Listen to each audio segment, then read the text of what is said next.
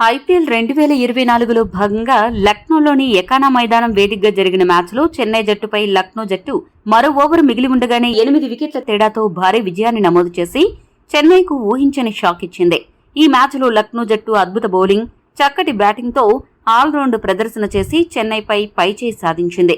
ఇదే క్రమంలో లక్నో జట్టు ఒక సరికొత్త చరిత్ర సృష్టించింది. ఈ మ్యాచ్లో లక్నో జట్టు ఏకంగా 177 పరుగుల లక్ష్యాన్ని ఛేదించి సీఎస్కేని పక్కకు నెట్టేసింది. ఎకానా మైదానంలో గతంలో ఎప్పుడూ కూడా ఇంత లక్ష్యాన్ని ఏ జట్టు కూడా ఛేదించలేదు.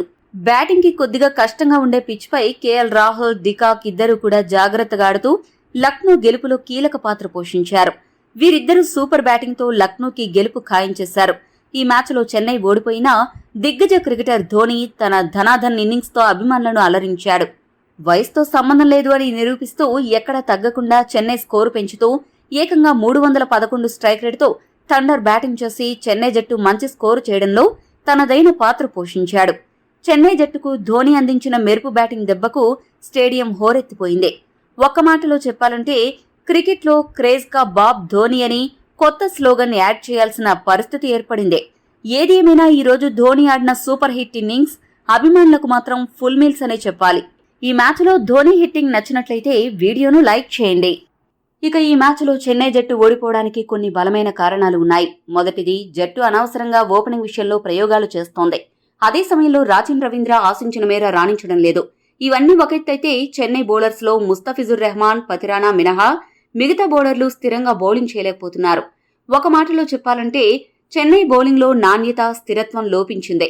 ఈ కారణం చేతనే చెన్నై జట్టు ఈ ఏడాది తడబడుతోంది. ఇక గత మ్యాచ్లో అద్భుతంగా బౌలింగ్ చేసిన శార్దుల్ ఠాకూర్ ను ఈ మ్యాచ్లో ఎందుకు పక్కన పెట్టారో ఎవరికీ అంతుపట్టలేదు.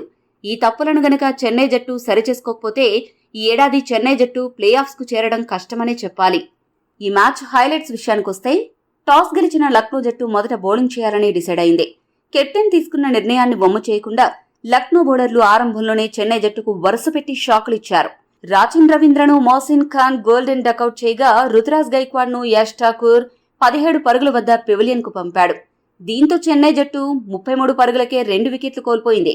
ఇటువంటి పరిస్థితుల్లో అజింక్య రహానే, రవీంద్ర జడేజా ఇద్దరు కూడా జాగ్రత్తగా ఆడుతూ 3వ వికెట్ కు 35 పరుగుల భాగస్వామ్యం నెలకొల్పారు. అయితే రహానే 36 పరుగులు చేసిన తర్వాత కృణాల్ పాండ్యా బౌలింగ్ లో క్లీన్ బౌల్డ్ అయ్యాడు. ఆ తర్వాత వచ్చిన బ్యాట్స్మెన్లలో శివన్ దుబే 3 పరుగులు, సమీర్ రిజ్వీ 1 పరుగు మాత్రమే చేసి నిరాశపరిచారు. ఆ తర్వాత వచ్చిన మొయిన్ అలీ 20 బంతుల్లో 30 పరుగులు చేసి పెవిలియన్ చేరాడు. ఒక పక్క వికెట్లు పడుతున్నా జడేజా మాత్రం యాంకర్ రోల్ పోషిస్తూ ఎక్కడా తడబడకుండా చివరి వరకు అజేయంగా నిలిచి 40 బంతుల్లో 57 పరుగులు చేశాడు. తనకు వచ్చిన బ్యాటింగ్ ప్రమోషన్ ను జడేజా చక్కగా వినియోగించుకున్నాడు. ఒకానొక సమయంలో చెన్నై జట్టు 150 స్కోరు చేయడమే గగనమని అనిపించింది. కానీ చివర్లో క్రీజులోకి వచ్చిన ధోని 9 బంతుల్లో 311 స్ట్రైక్ రేటుతో 2 సిక్సర్లు, 3 బౌండరీల సాయంతో ఏకంగా 28 పరుగులు చేసి సూపర్ హిట్టింగ్ తో అదరగొట్టాడు.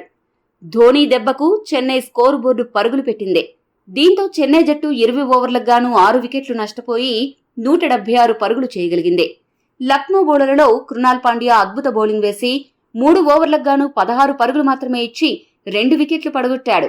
మిగతా బౌలర్లలో మోసిన్ ఖాన్, యష్ ఠాకూర్, రవి బిష్నోయ్ చెరొక వికెట్ దక్కించుకున్నారు. స్టోయినిస్ కూడా 1 వికెట్ మాత్రమే దక్కించుకున్నప్పటికీ 2 ఓవర్లకు గాను 7 పరుగులు మాత్రమే ఇచ్చి అద్భుత బౌలింగ్ తో అదరగొట్టాడు. 177 పరుగుల విజయ లక్ష్యంతో బరిలోకి దిగిన లక్నో జట్టు ఆడుతూ పాడుతూ లక్ష్యాన్ని ఛేదించింది. డికాక్ అర్ధ సెంచరీ సాధించినప్పటికీ కొద్దిగా తడబడ్డాడు.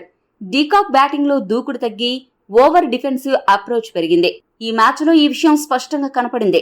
ఇక కేఎల్ రాహుల్ మాత్రం ఎక్కడా తడబడకుండా అదిరిపోయే ఇన్నింగ్స్ ఆడుతూ వికెట్స్ పడిపోకుండా జాగ్రత్త పడుతూ బ్యాటింగ్ చేశాడు.